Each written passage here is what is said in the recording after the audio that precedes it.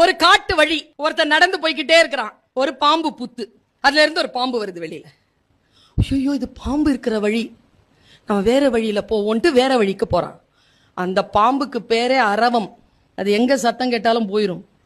நேரா அது போய் அவன் போன பாதைக்கு போய் கரெக்டா அவன் காலில் கொத்திருச்சு. இப்ப அவனுக்கு ரெண்டே ஆப்ஷன். ஒண்ணு, பாம்பை போய் கேட்கலாம், நியாயமா உன் வழிக்கா நான் வந்தேன், என்னை ஏன் துரோகம் பண்ண, என்னை ஏன் கொத்துன, நான் இப்ப இருக்கிறதா சாவுறதா, உன் விஷம் என்ன பண்ணும் தெரியுமா உனக்கு என்று பாம்பிடம் நியாயம் கேட்கலாம். இல்லை என்றால் கொத்தப்பட்டு விட்டோம், விஷம் ஏறி கொண்டிருக்கிறது, விஷத்தை குறைப்பதற்கும் விஷத்தை முறிப்பதற்கும் மருந்து தேடலாம். பல நேரங்களில் நாம் கொத்திய பாம்பை பின்பற்றி கொண்டு போய் நியாயம் கேட்டுக்கொண்டிருக்கிறோமே தவிர கொத்தப்பட்ட விஷத்தை யாரும் முறிவிற்காக தேடுவதே இல்லை. ஒரு மான் ஓடிக்கொண்டிருக்கிறது. அங்கே ஒரு வேடன் அம்பை குறிவைத்துக் கொண்டிருக்கிறார். வேடனிடம் இருந்து தப்பித்து விடலாம் என்று காட்டை பார்க்கிறது. காடு தீப்பிடித்து எரிகிறது. திரும்பி பார்க்கிறது. அப்பொழுது காட்டிலிருந்து புறப்பட்டு வந்த ஒரு புலி மானை பார்த்து கொண்டு நிற்கிறது.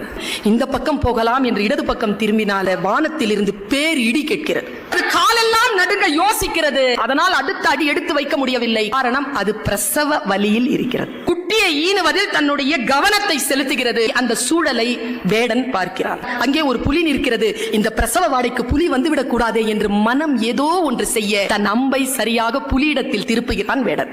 புலியை அடிக்கிறான். தன் மீது அம்பு பாய்ந்த போது தன்னை அடித்த வேடனை துரத்துகிறது புலி. இடி இடித்ததில்லையா, அந்த வினாடியில் பெரும் மழையாக பெய்து காட்டிலே இருக்கக்கூடிய தீ அடைகிறது. இது கதை. சொல்லும் நீதி என்ன தெரியுமா? நீ உன் கடமையை முழுமையாக செய்தால் உன்னை சுற்றி இருக்கக்கூடிய பேராபத்துகளை இயற்கை பார்த்துக் கொள்ளும். ஒரு முறை அப்படித்தான் நான் தமிழ் பேச்சு எங்கள் மூச்சுல நடுவரா இருக்கிறேன். ஒரு பையன் அப்படி கிராஸ் பண்ணிட்டு போறான். போன 10 வருஷத்துக்கு முன்னால 2008 அவன் ஜெயிக்கல. ஆனா அவன் பேசுறத நான் பாக்குறேன். நான் நடுவரா சுட்டிகளுக்கு உட்கார்ந்துருக்கேன்.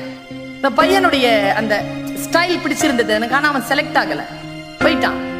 போன வருஷம் ராஜபாளையம் கம்பன் கழகத்துக்கு போகும்போது ஒரு டவாலி முன்னால வர்றாரு.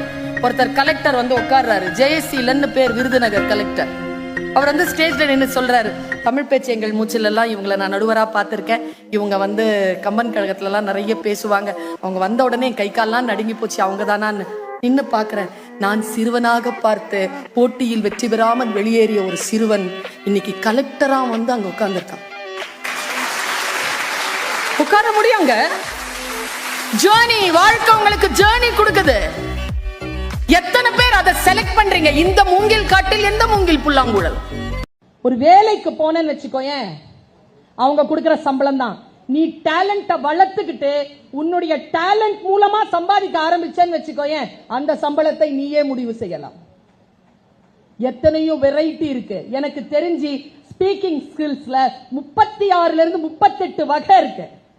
ஒரு மணி நேரத்திற்கு 35 லட்சம் இந்திய ரூபாய் வாங்குகின்ற பேச்சாளர்களை எனக்கு தெரியும்.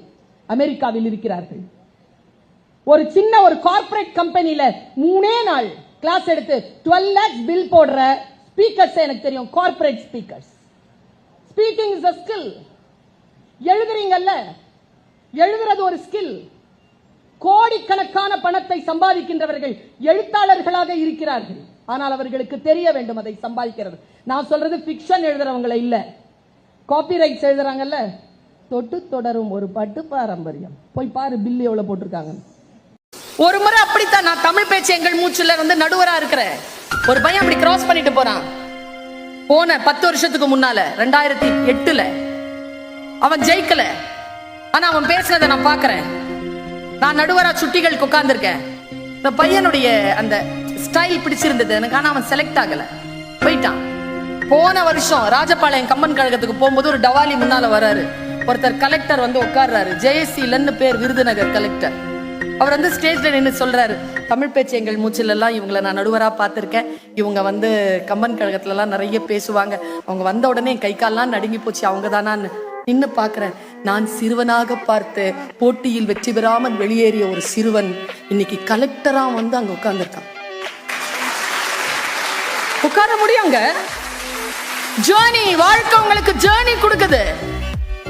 எத்தனை பேர் அதை செலக்ட் பண்றீங்க? இந்த மூங்கில் காட்டில் எந்த மூங்கில் புல்லாங்குழல்.